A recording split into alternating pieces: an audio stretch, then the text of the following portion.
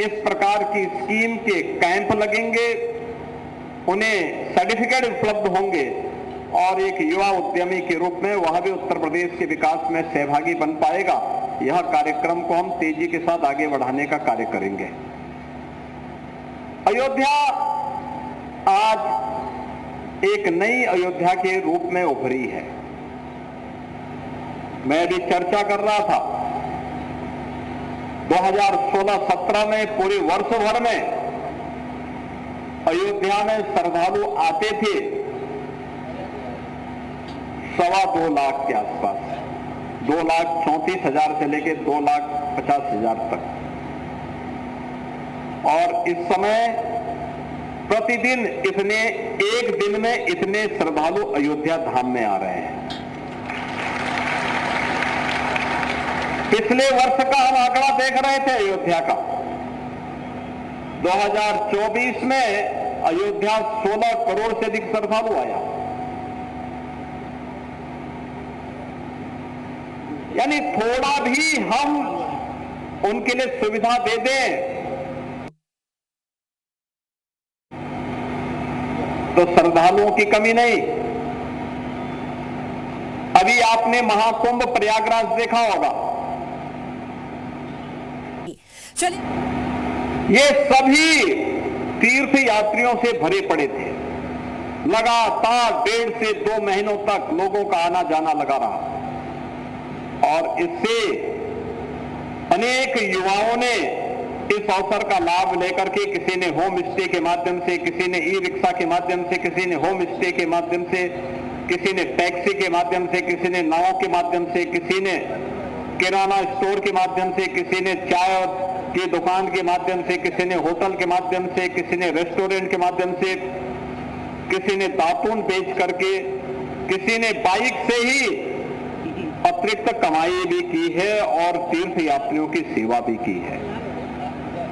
यानी हजारों लोगों के लिए नए रोजगार का सृजन भी हुआ। आस्था भी आजीविका का माध्यम बन सकती है, संस्कृति का पर्व भी रोजगार का पर्व बन सकता है। ये प्रधानमंत्री जी के विजन से आज साकार हुआ है और संस्कृति भी समृद्धि का आधार बन सकती है। प्रधानमंत्री मोदी जी का विजन आज जमीनी धरातल पर हम सबको देखने को मिला और अयोध्या में तब कहना ही क्या है। अभी मैं जन्मभूमि दर्शन करके आ रहा हूं, हजारों की संख्या में श्रद्धालु देश से आकर के यहां दर्शन के लिए लंबी लाइन लगाया हुआ है। आया है स्वाभाविक रूप से, हमारा अतिथि है। अतिथि की सेवा करना, उनकी सुरक्षा करना, उनको सुविधा प्रदान करना ये हमारा दायित्व है। लेकिन साथ साथ यह आजीविका का माध्यम भी बन रहा है। किसी होटल में, किसी धर्मशाला में, किसी होम स्टे में ही वो रुक रहे होंगे, किसी एरोप्लेन से, किसी ट्रेन से, किसी बस से, किसी टैक्सी से ही अयोध्या आ रहे होंगे। अयोध्या में किसी न किसी रेस्टोरेंट में, किसी न किसी भोजनालय में भोजन लेंगे। अयोध्या में कोई प्रसाद खरीदेगा। अयोध्या में आए हैं तो यहां पे नौकायन का लाभ भी लेगा। यानी अनेक रोजगार का सृजन हो रहा है और जो हमारा युवा उद्यमी नया प्रोडक्ट देगा।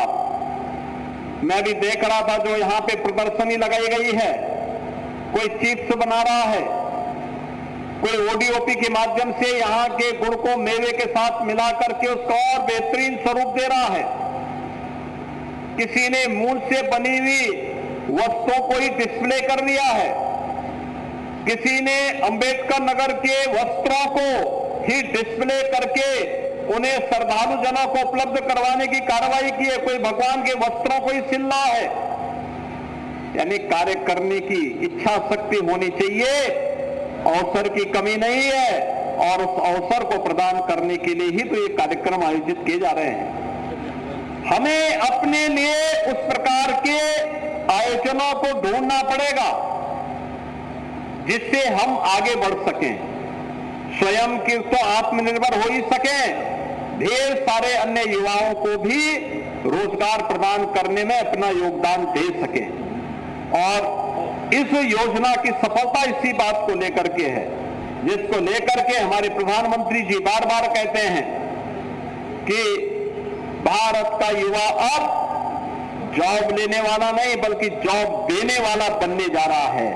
और जब आप अपने यहां अपना स्वयं का उद्यम स्थापित करेंगे तो स्वयं तो आत्मनिर्भर होंगे ही, 10 नए लोगों को रोजगार भी उपलब्ध करवाएंगे। और रोजगार उपलब्ध करवाने का मतलब आत्मनिर्भर अयोध्या, आत्मनिर्भर अंबेडकर नगर, आत्मनिर्भर सुल्तानपुर, आत्मनिर्भर अमेठी और आत्मनिर्भर बाराबंकी बनाने में अपना योगदान देकर के उत्तर प्रदेश को भी आत्मनिर्भर बनाने में अपना योगदान देंगे। उत्तर प्रदेश आत्मनिर्भर हुआ तो भारत आत्मनिर्भर होगा।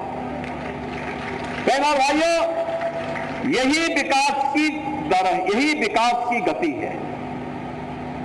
पिछले 10 वर्ष में प्रधानमंत्री मोदी जी ने विरासत और विकास की जिस गति को आगे बढ़ाया है, उत्तर प्रदेश ने उसका अनुसरण करते हुए तेजी के साथ अपनी अर्थव्यवस्था को आगे बढ़ाने में योगदान दिया है। ये वही उत्तर प्रदेश है जहां पहले युवा अपनी पहचान छुपाता था, आज वही युवा अपना उद्यम स्थापित कर रहा है। यह वही उत्तर प्रदेश है जहां पहले उद्यम नहीं लगते थे, आज नए नए उद्यम भी लग रहे हैं और हमारा युवा भी अपना उद्यम लगाने के लिए तैयार हो रहा है। ये वही उत्तर प्रदेश है जहां उपद्रव होते थे, आज उस प्रदेश में उपद्रव नहीं, उत्सव मनाए जा रहे हैं। उत्सव का आलम किस रूप में? आपने प्रयागराज का देखा, अयोध्या का देखा, काशी का देखा, मां विंध्यवासिनी धाम का देखा, गोरखपुर में देखा, चित्रकूट धाम में, नैमिषारण्य में, ये सभी उत्सव ही थे जो लगातार 1.5 से 2 महीने तक देश और दुनिया के आने वाले श्रद्धालुओं के महासमागम का आधार बना था। अनेक लोगों के लिए नए नए रोजगार का सृजन इनके माध्यम से हो रहा था और उसी उद्यम के साथ जुड़ने के लिए आज हम सब आपके बीच यहां पर आए हैं। पिछले 8 वर्ष में उत्तर प्रदेश ने अपनी अर्थव्यवस्था को तेजी के साथ आगे बढ़ाया है। हमारी अर्थव्यवस्था जो पहले 8 वर्ष पहले 12,75,000 करोड़ रुपए की थी, आज वही बढ़कर के 27,51,000 करोड़ रुपए की हो चुकी है, यानी दुगनी से अधिक। प्रति व्यक्ति आय 43,000 से बढ़कर के लगभग 1 लाख करोड़ की होगी, 1 लाख हो चुकी है। प्रति व्यक्ति आय में भी दुगने से अधिक की वृद्धि हुई है। प्रदेश के अंदर हर एक सेक्टर में अभूतपूर्व विकास हुआ है। अयोध्या में राम मंदिर बन रहा है, पूरा मंदिर का निर्माण कार्य युद्ध स्तर पर तेजी के साथ आगे बढ़ रहा है। प्रभु रामलला विराजमान हो गए हैं और अयोध्या की संकरी गलियां अब 4 लेन और 6 लेन की बन करके लोगों को अपनी ओर आकर्षित कर रही है। राम जी की पेड़ी जहां पहले जल ठहरता था, आज वहां पर एक ओर से सरयू मैया का जल आता है और दूसरी ओर निकल जाता है। जो एक बार स्नान करता है अभिभूत होकर के जाता है। ये नई अयोध्या है। अगर नए भारत है, नए भारत का नया उत्तर प्रदेश है, तो नए उत्तर प्रदेश में नई अयोध्या के रूप में देश और दुनिया को अपनी ओर आकर्षित कर रही है। ये वही अयोध्या है जिसमें पहले बिजली आती नहीं थी और आज हम कह रहे हैं कि नहीं, अयोध्या तो अपनी बिजली स्वयं पैदा करेगा। पहली सोलर सिटी देश की बनी है अयोध्या, जहां पर स्ट्रीट लाइट सोलर पैनल के माध्यम से जो बिजली पैदा होती है उससे जल रही है। बहनों और भाइयों, थोड़ी पहल करने की आवश्यकता है, उस पहल का हिस्सा बनने की आवश्यकता है। लकीर का फकीर न बने, बल्कि लीक से हट करके हम कुछ नया करें। अलग अलग क्षेत्र में आपको कार्य करने के ढेर सारे अवसर प्राप्त होंगे। उन अवसरों के लिए आज हम सब आपके पास आए हैं। हम भी थोड़ा अपने स्तर पर प्रयास करें। सरकार ने अलग अलग योजनाएं चलाई हैं। हमने पहले 1 डिस्ट्रिक्ट 1 प्रोडक्ट की योजना चलाई, विश्वकर्मा श्रम सम्मान और पीएम विश्वकर्मा की योजना चलाई, युवाओं के लिए पीएम इंटर्नशिप और सीएम इंटर्नशिप की स्कीम चली, प्रतियोगी परीक्षाओं की तैयारी करने वाले युवाओं के लिए सीएम अभ्युदय की योजना चली, जिसमें उन्हें फिजिकली और वर्चुअली कोचिंग की सुविधा प्राप्त हो सके। ये ढेर सारे अवसर हैं जिसमें हम अपने भविष्य को आगे बढ़ा सकते हैं, लेकिन मेरा मानना है युवा थोड़ी भी प्रयास कर लेगा, उत्तर प्रदेश को आगे बढ़ने में किसी प्रकार का कहीं भी कोई बाधा नहीं, और उस बाधा को दूर करते हुए हम लोग आए हैं। विगत 8 वर्ष में वे सभी बैरियर हटाए गए जो उत्तर प्रदेश के विकास में बाधक थे, उन सबको एक एक करके हटाया गया। आज उत्तर प्रदेश का युवा नौकरी प्राप्त कर रहा है, स्वतः रोजगार के साथ जुड़ रहा है, उत्तर प्रदेश में निवेश आ रहे हैं, विकास के बड़े बड़े कार्य हो रहे हैं, और विकास और विरासत को जोड़ करके नए भारत का ये नया उत्तर प्रदेश अपने अन्नदाता किसानों के लिए, अपनी मातृशक्ति के स्वावलंबन के लिए, युवाओं के आर्थिक स्वावलंबन के लिए पूरी प्रतिबद्धता के साथ कार्य कर रहा है। आपने देखा होगा ये वही उत्तर प्रदेश है जहां पहले नौकरी, सरकारी नौकरी आने का मतलब एक परिवार विशेष के लोग वसूली के लिए निकल पड़ते थे। अभी हमने 60,200 नौजवानों को उत्तर प्रदेश पुलिस बल का हिस्सा बनाया है। 60,200 नई पुलिस की भर्ती को हम लोगों ने सफलतापूर्वक पूरा करते हुए उन्हें उत्तर प्रदेश पुलिस बल का हिस्सा बनाया है। और मुझे बताते हुए प्रसन्नता है कि 2017 के पहले उत्तर प्रदेश पुलिस बल में 10,000 केवल महिला पुलिस आरक्षी थी। पुलिस में महिलाओं की संख्या कुल 10,000 थी, और इस बार हमने जो पुलिस की भर्ती की है, होली के एक दिन पहले हमने रिजल्ट दिया है। बहनों और भाइयों, इसमें 12,000 से अधिक बालिकाएं इसमें आई, सफल हुई है 12,000 से अधिक, यानी 12,000 से अधिक बेटियों को एक झटके में सरकारी नौकरी प्राप्त हुई है, पुलिस, वो भी पुलिस, उत्तर प्रदेश पुलिस में। इससे पहले 1,56,000 पुलिस की भर्ती सफलतापूर्वक हम लोग कर चुके हैं, उसमें भी 25,000 से अधिक बेटियों को उत्तर प्रदेश पुलिस बल का हिस्सा बनने का अवसर प्राप्त हुआ है। और इसलिए अवसर की कमी नहीं, उस अवसर के अनुरूप अपने आप को ढालने की आवश्यकता है, और उसी के लिए आपका आह्वान करने के लिए हम लोग आए हैं कि सीएम युवा उद्यमी स्कीम उसी संबल को प्रदान करने के लिए आज आपके बीच में है।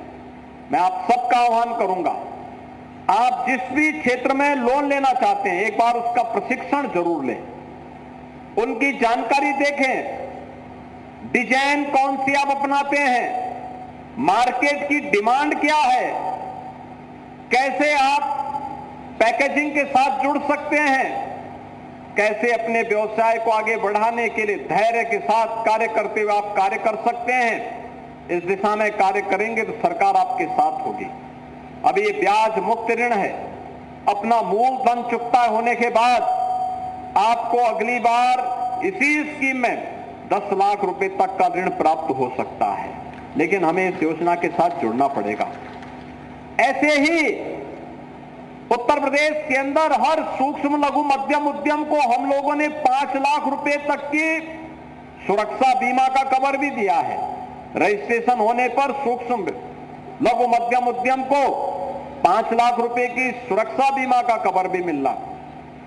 जो लोग जीएसटी प्रदान कर रहे हैं, जीएसटी का चुकता कर रहे हैं, जीएसटी में रजिस्ट्रेशन पर 10 लाख रुपए की सुरक्षा बीमा का कवर उन्हें प्राप्त हो रहा है। बहनों और भाइयों, ये नए भारत का नया उत्तर प्रदेश है। यहां नीति बना करके बिना भेदभाव के समाज के प्रत्येक तबके के लिए आर्थिक स्वावलंबन का कार्य किया जा रहा है। और उसी आर्थिक स्वावलंबन का आधार यह स्कीम भी ओडीओपी की तर्ज पर, विश्वकर्मा श्रम सम्मान और पीएम विश्वकर्मा की तर्ज पर आगे बढ़ेगी। इस विश्वास के साथ आज अयोध्या धाम में आयोजित आज के इस कार्यक्रम के अवसर पर मैं आप सभी युवा उद्यमियों को हृदय से बधाई देता हूं। विश्वास करता हूं कि आप सब अपने उद्यम की बारीकियों को समझ करके पूरी निष्ठा के साथ आगे बढ़ेंगे तो आने वाले समय में एक बड़े उद्योगपति के रूप में आप भी अपना स्थान आगे बनाने में सफल होंगे। आप सबको मैं चैत्र नवरात्रि और रामनवमी की हृदय से बधाई देता हूं, अपनी शुभकामनाएं देते हुए अपनी वाणी को विराम देता हूं। धन्यवाद। जय हिंद।